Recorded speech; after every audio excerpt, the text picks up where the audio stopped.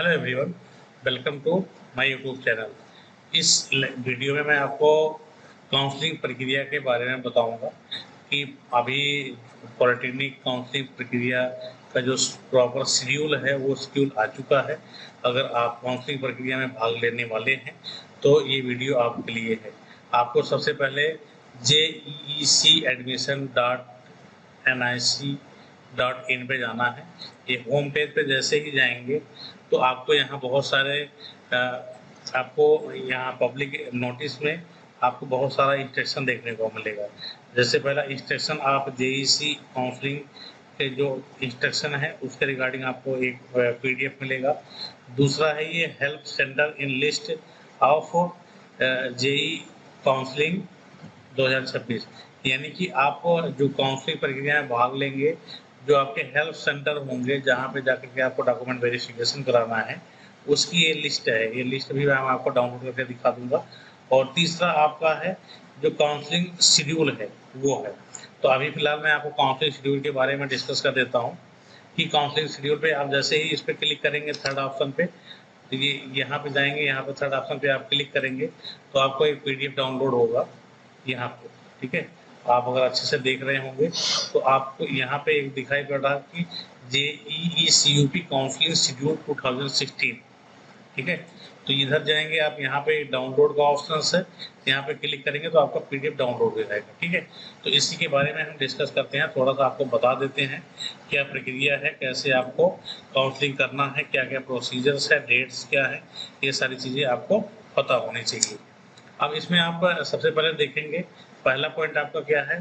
Point number 1 के अंतर्गत दिया है first round choice filling for qualified candidate of UP state, यानी कि जो पहला आपका राउंड होने वाला है, ठीक है, फर्स्ट फेज, जो आपका फर्स्ट फेज होने वाला है वो फर्स्ट टू थर्ड राउंड होगा।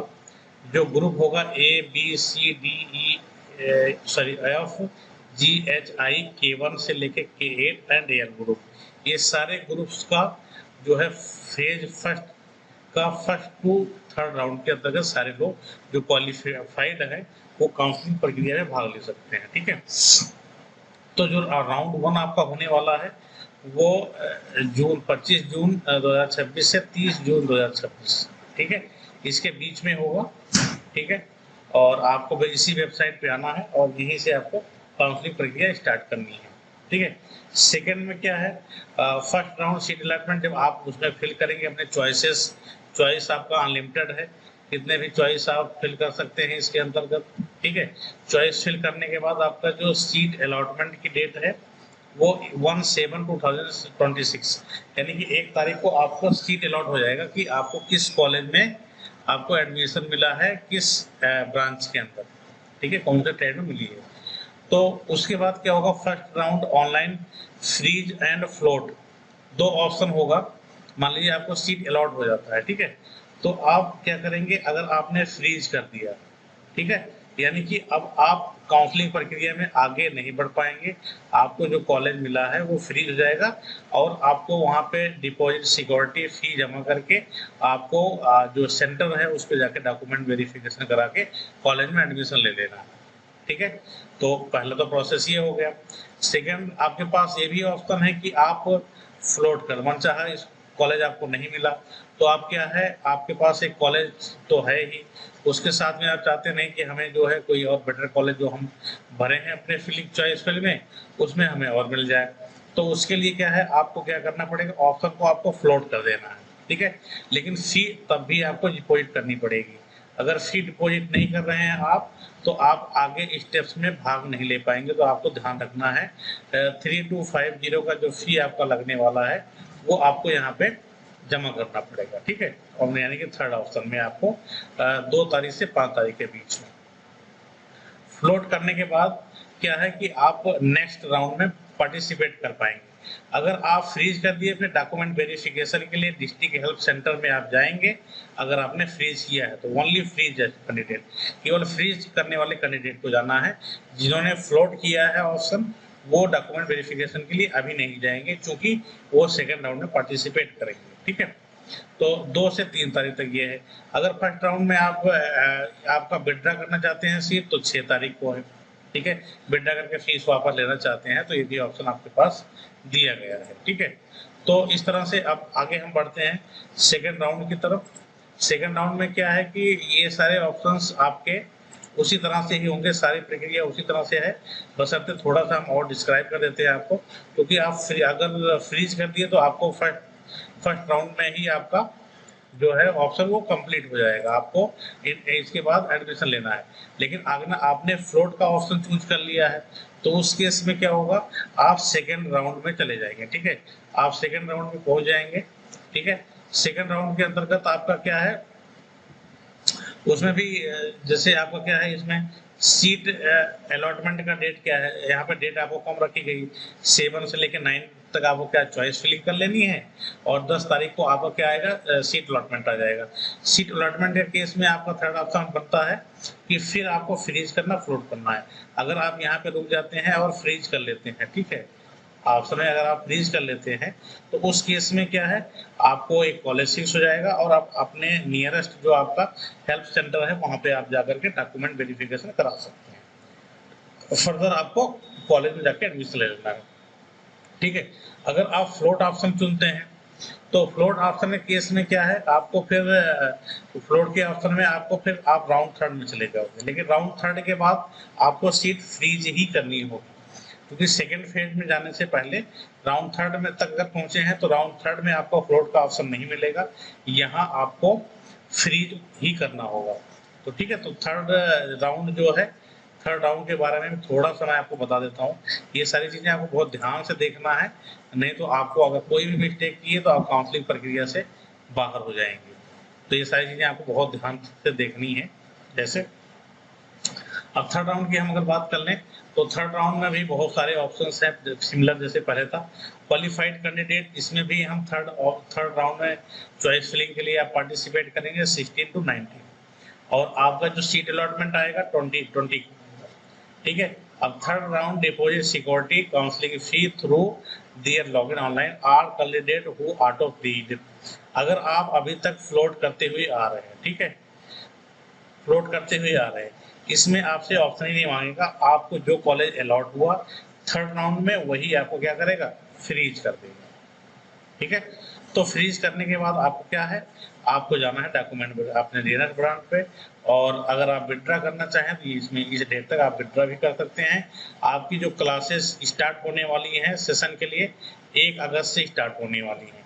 ठीक है, तो आप एडमिशन लेकर के 1 अगस्त से आपको कॉलेज अटेंड करना है, तो वो चीज़ें ध्यान में रख के आप जो है इस चीज़ों को प्रोसेस आगे बढ़ा सकते हैं। ठीक है, तो इसमें जब कभी भी आपको अगर करना है, काउंसलिंग प्रक्रिया में भाग ले रहे हैं, अगर आप कोई डाउट में हैं तो आप हमसे यहाँ से भी कंटेक्ट कर सकते हैं, हमारी टीम आपको विल डेफिनेटली हेल्प करेगा।